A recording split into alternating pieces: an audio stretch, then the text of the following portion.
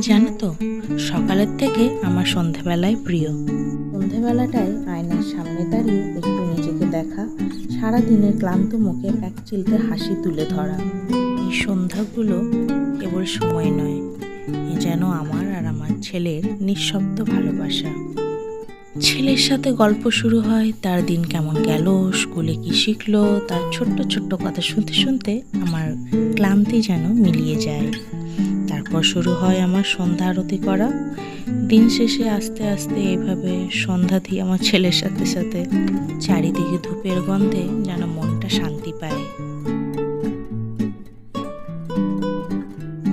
নিজের জন্য এক কাপ কফি বানানোটাই যেন আমার জন্য একটা থেরাপির মতো কাজ করে। সন্ধেবেলাটা কফি না খেলে যেন আমার সন্ধে বলে মনেই হয় না। সবাই যেমন চা খায়, আমি তেমনি খাই কফি। আর এখানে আমি লাইটগুলো দেখতে দেখতে কফির এনজয় করি। খুব ভাল লাগে আমার।